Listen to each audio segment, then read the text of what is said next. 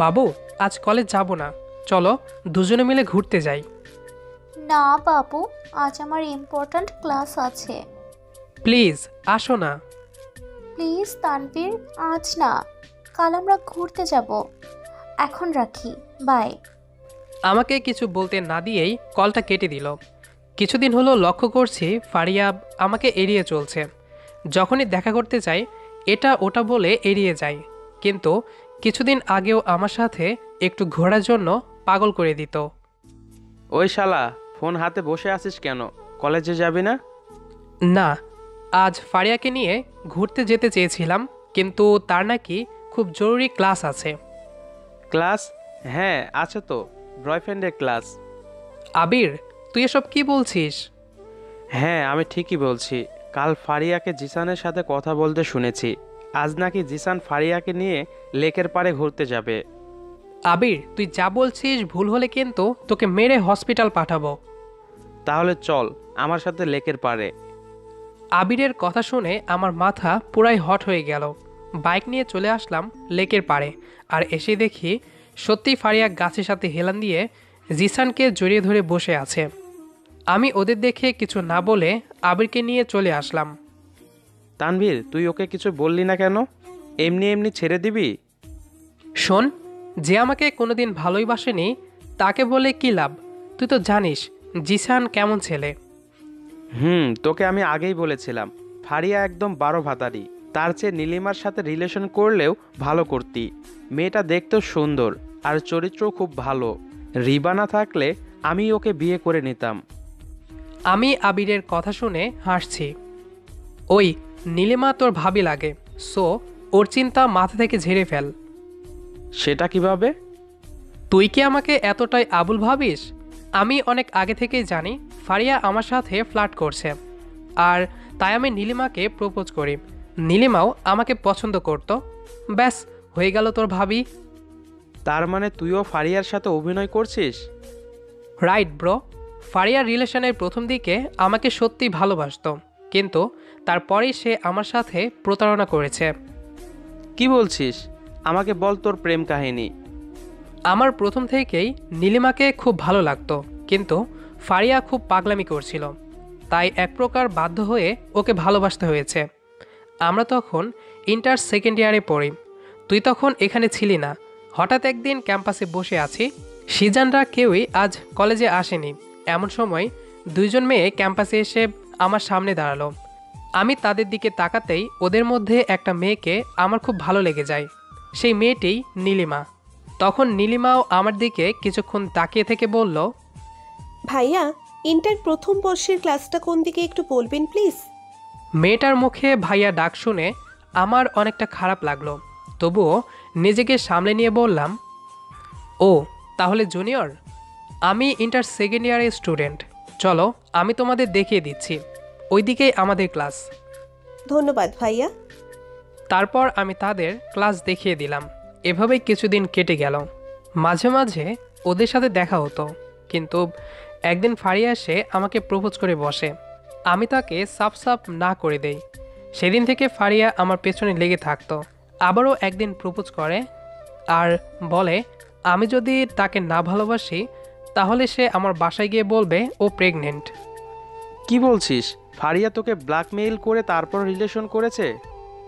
হ্যাঁ, আমি ওকে কোনোদিনই মন থেকে চাইনি, কিন্তু ওর ভালোবাসাগুলোতে যে ছিল পাগলামি, ওর পাগলামিগুলোর জন্যই আমি তাকে ভালোবেসে ফেলি। কিন্তু একদিন আমি জানতে পারি ফারিয়া এর আগেও অনেক ছেলের সাথে রিলেশন করেছে। নীলিমা আমাকে বলেছিল এই বিষয়ে। আমিও শুনেছি, আর তোকে বলেছিও ফারিয়ার ফেসবুকে অনেকগুলো বয়ফ্রেন্ড আছে, কিন্তু তুই তো বিশ্বাস করিসনি। হ্যাঁ, তাই আমি নীলিমার সম্পর্কে সব কিছু খোঁজ খবর নেই।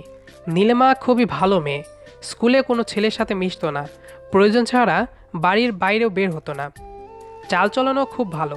এসব দেখে নীলিমাকে আমি ভালোবাসতে শুরু করি।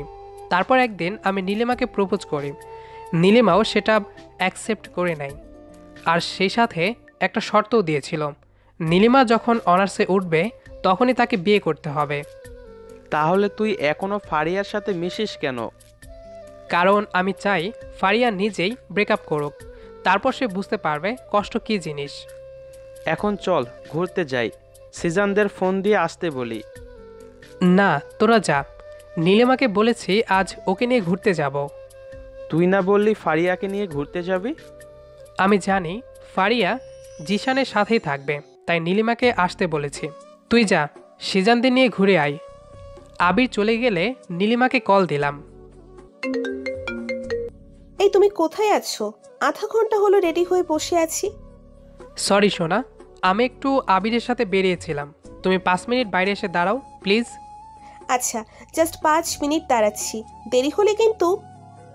দেরি হলে তুমি যা বলবে আমি তাই করব। তুমি জাস্ট ওয়েট করো। আমি কথা বলতে বলতে নীলিমাদের বাড়ির সামনে এসে দাঁড়ালাম। নীলিমা নিচে এসে দেখে আমি সত্যি এসেছি। দৌড়ে এসে বাইকে বসে আমাকে শক্ত করে জড়িয়ে ধরল। নীলিমা, কি করছো? তোমাদের বাড়ি কেউ দেখে ফেললে তখন? দেখলে তো ভালোই হতো, আজই আপু আমাদের বিয়ে দিয়ে দিতেন। হ্যাঁ, কিন্তু ফারিয়াকে একটু শিক্ষা দিতে হবে তো। এই ছাড়ো তো ওই শাকচুন্নির কথা। ওর জন্য আমরা ঠিক মতো প্রেমটাও করতে পারি না জানো। এখনো অনেক ছেলে আমাকে প্রপোজ করতে আসে। কি বলছো? তাহলে তুমি পর্দা করে কলেজে যেও। আমার জানের দিকে অন্যের নজর আমি কিছুতেই মেনে নিব না। এই ফারিয়ার সাথে ব্রেকআপ করে দাও না, আর এসব অভিনয় ভালো লাগে না। আর কয়েকটি দিন অপেক্ষা করো সোনা। ওই মেয়েটার সামনে তুমি যখন আমাকে ভাইয়া বলে ডাকো তখনও আমার খুব খারাপ লাগে। হুম। নীলিমা আর আমি একটা পার্কে আসলাম। নীলিমার আজকের দিনটাই লেকের পাড়ে যাওয়ার ইচ্ছে ছিল, কিন্তু সেখানে গেলে ফারিয়া আমাদের দেখে ফেলবে। নীলিমা আমার বুকে মাথা রেখে জড়িয়ে ধরে বসে আছে। দুজনে সারাদিন ঘোরাঘুরি করে সন্ধ্যায় বাসায় ফিরলাম। পরের দিন সকালে কলেজে আসতেই ফারিয়া আমার হাত ধরে টেনে নিয়ে একপাশে দাঁড় করিয়ে বলল, এই তানভীর, মিম বলল তুমি নাকি কাল সারাদিন নীলিমাকে নিয়ে ঘুরতে গিয়েছিলে। হ্যাঁ, তোমার নাকি ইম্পর্ট্যান্ট ক্লাস ছিল, তাই ভাবলাম নীলিমাকে সাথে নিয়ে যাই। একা একা কি ঘুরতে ভালো লাগে? তাই তুমি অন্য মেয়েকে নিয়ে ঘুরে বেড়াবে, তাও আবার আমারই বান্ধবীর সাথে? এই বাবু, রাগ করো না প্লিজ। আগে আমার কথাটা শোনো। নীলিমা আমার শালিকা, তাই তো ওকে নিয়েই ঘুরতে গেছি। অন্য কাউকে নিয়ে গেলে কেমন দেখায় বলো? আচ্ছা ঠিক আছে, এরপর আর কাউকে নিয়ে কোথাও ঘুরতে গেলে আমার পারমিশন নিয়ে যাবে, ওকে? তুই যখন অন্য ছেলের সাথে জড়াজড়ি করছিলি তখন কি আমার পারমিশন নিয়েছিলি?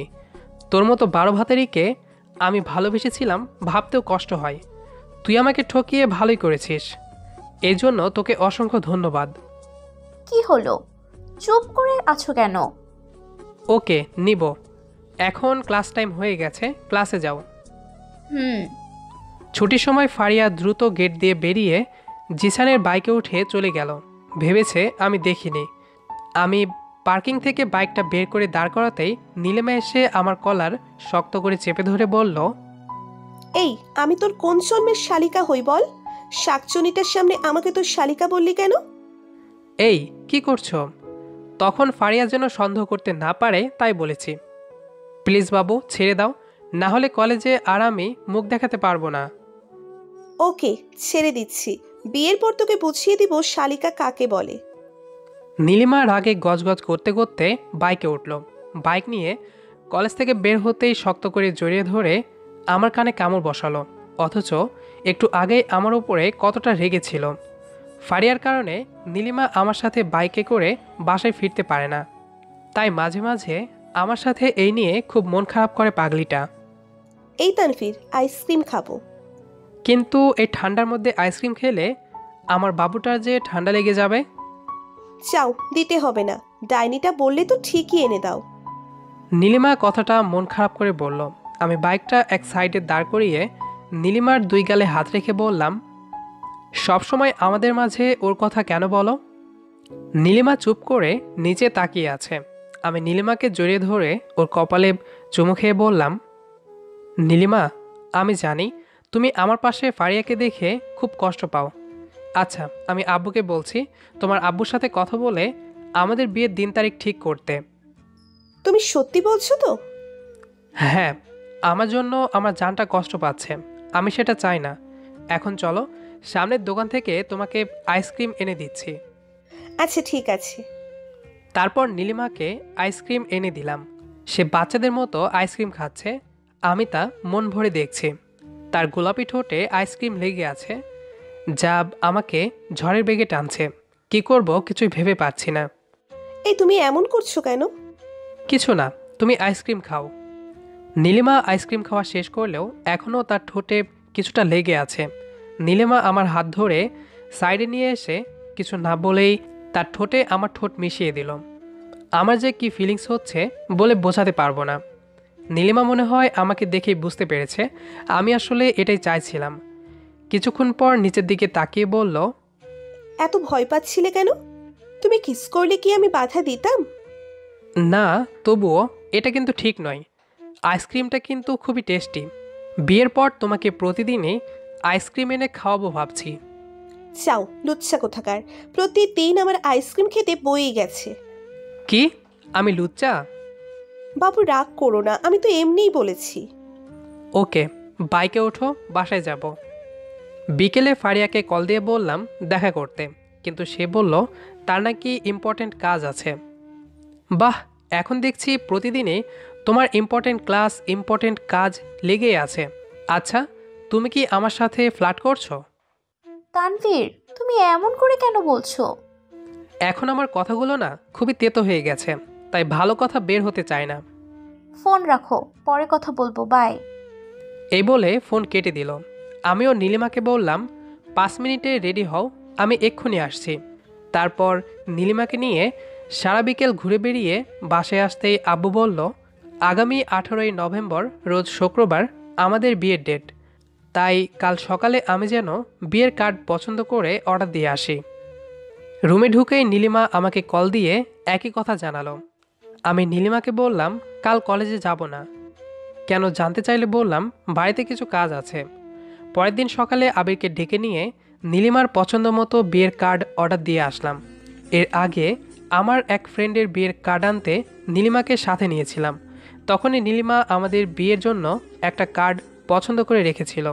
এটা ওর জন্য সারপ্রাইজ। কার্ডের দোকানটা আমাদের এক সিনিয়র বড় ভাইয়ের। ভাই বললেন কাল সকালে কার্ডগুলো নিয়ে যেতে পারবো। তানভীর, কার্ড অর্ডার তো দেওয়া হলো, এখন কি করবি? ভাবছি কালই ফারিয়ার সাথে সব কিছু শেষ করে দেব।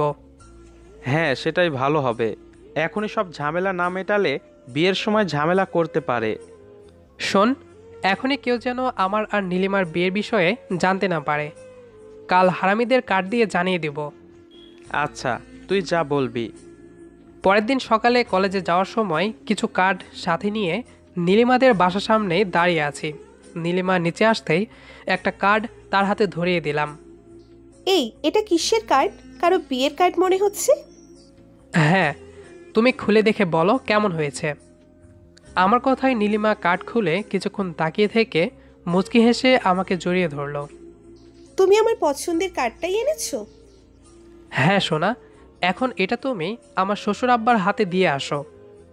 এই, আমি পারবো না আপুকে কার্ড দিতে, তুমি একটু দিয়ে দাও না। আচ্ছা, আমরা দুজনেই দিব।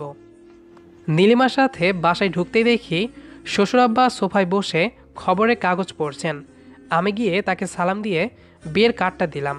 তারপর এক বান্ডিল কার্ড ওনার হাতে দিয়ে বললাম আত্মীয়দের দিয়ে দিতে। অতপর নীলিমাকে নিয়ে কলেজে এসে বাইকটা পার্ক করে দাঁড়াতেই কোথা থেকে যেন ফারিয়া আসে আমার শার্টের কলার চেপে ধরে বলল, তানভীর, এসব কি শুনছি? তুমি নাকি নীলিমাকে বিয়ে করছো? হ্যাঁ, এই নাও কার্ড। তুমি না আমাকে ভালোবাসো? বাসতাম, বাট অনেক আগে থেকেই বাসি না। আচ্ছা বলো, আমাদের এতদিনের রিলেশানে আজও পর্যন্ত আমাকে একবার জড়িয়ে ধরেছ? ধরনি, আমি এতে কিছু মনে করিনি। কিন্তু যেখানে আমি তোমাকে স্পর্শ করিনি, তাহলে 2 দিনের রিলেশানে অন্য একটা ছেলেকে কিভাবে জড়িয়ে ধরে বসেছিলে? তো তুমি এসব কি কি বলছো? শোনো ফারিয়া, আমি সব অপরাধ ক্ষমা করতে পারি, কিন্তু ভালোবাসার ক্ষেত্রে আমি খুবই ইমোশনাল। তুমি জানো আমি রাইটার তানভীর আহমেদ পেজে গল্প লিখি, কিন্তু সেখানে কোনো স্যাড স্টোরি নেই। তাহলে এটা ভাবলে কি করে নিজের লাইফে স্যাড স্টোরি রাখবো? তানভীর, আমি ভুল করেছি। আমি তোমার সাথে রিলেশনের থেকে অন্য ছেলের সাথে সম্পর্কে জড়িয়েছি। কিন্তু বিশ্বাস করো, আমি তোমাকে সত্যিই খুব ভালোবাসি। ফারিয়া, আমি জানি তুমি ভুল করেছ, কিন্তু আমি এই ভুলের ক্ষমা করতে পারবো না। আর হ্যাঁ, একসময় ভালোবেসেছিলাম, তাই একটা সাজেশন দিচ্ছি। জিসান ছেলেটা ভালো না। তুমি কোনো ভালো ছেলে দেখে বিয়ে করে নিও। আমার মতো আর কাউকে ঠকিও না, প্লিজ।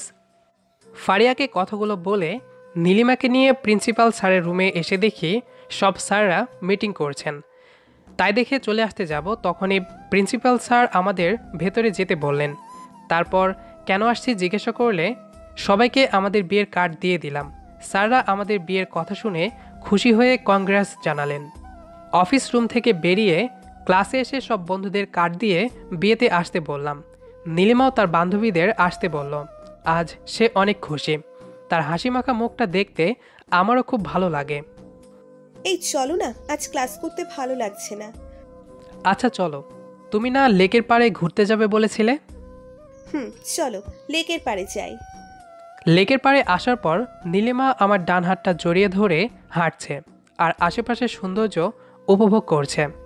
নীলিমা এখানে আসার পর থেকে বাচ্চাদের মতো আচরণ করছে। ওর এরকম বাচ্চামি আমি খুব উপভোগ করছি। এখন দুপুর, তাই পুরো লেকটাই ফাঁকা। বিকেলে সব প্রেমিক প্রেমিকা আর কাপলরা লেকের পাড়ে ঘুরতে আসে। এই তুমি আমার মুখের দিকে তাকিয়ে কি এত ভাবছো? ভাবছি আমার বউটা কত সুন্দরী। এই একদম মিথ্যে বলবে না, বলো তুমি কি ভাবছিলে? সত্যিই তোমাকে নিয়ে ভাবছিলাম। কত বড় হয়েছ, তবুও কেমন বাচ্চাদের মতো বিহেভ করছো। আমি বাচ্চা হলে তুমি কি? আমি আমার কিউট পরিটার দুষ্টু বর। নীলিমার সাথে কিছুক্ষণ দুষ্টুমি করে বাসায় চলে আসলাম। পরের দিন কলেজে এসে শুনি জিসান ফারিয়াকে রেপ করার চেষ্টা করেছে। এসব শুনে রেগে ফারিয়ার সামনে এসে দাঁড়ালাম। তোমাকে বলেছিলাম জিসান খুব খারাপ ছেলে, তবুও তুমি ওর সাথে রিলেশন রেখেছ। তানভীর, আমি জিসানের সাথে সব সম্পর্ক শেষ করতে গিয়েছিলাম। তখনই জিসান আমাকে বিছানায় ফেলে দেয়। তখনই জিসানের বাবা মা বাসায় চলে আসে। যাক, তোমার কোনো ক্ষতি হয়নি, আল্লাহর লাখ লাখ শুক্রিয়া। এখন কি করবে? আব্বু তার পছন্দের ছেলের সাথে বিয়ে ঠিক করেছে, তাই বিয়েটা করে নেব। ও আচ্ছা, তুমি সাবধানে থেকো আর আমাদের বিয়েতেও এসো। আল্লাহ হাফেজ। নীলিমাকে এইমাত্র বউ বানিয়ে আমাদের বাসায় নিয়ে এলাম। বাসঘরে ঢুকে দুজনে 2 রাকাত নামাজ পড়ে নিলাম। তারপর বিছানায় এসে বসতেই নীলিমা তার এক হাতে আমার পাঞ্জাবি খামচে ধরে অন্য হাত দিয়ে কিলঘুষি মেরেই যাচ্ছে। বউ, কি করছো? বাসরাতে স্বামীকে এভাবে মারতে হয় না। ওই একদম চুপ। আমাকে শালিকা বলার সময় মনে ছিল না? এখন তোকে এর জন্য শাস্তি পেতে হবে। বলছি, শাস্তিটা যদি বলতে। নীলিমা লজ্জামাখা মুখ করে বলল, তোমার শাস্তি হচ্ছে আমাকে খুব তাড়াতাড়ি একটা বেবি দিতে হবে।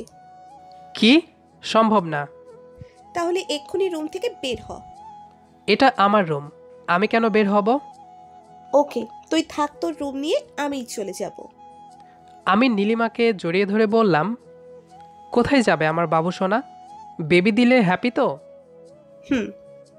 ওকে চলো, তাহলে আমাদের মিশন স্টার্ট আর শ্রোতাদের গল্প শেষ। গল্পটি আপনাদের কাছে কেমন লেগেছে সেটি অবশ্যই কমেন্ট করে জানাবেন। দেখা হবে আবারও নতুন কোনো গল্প নিয়ে।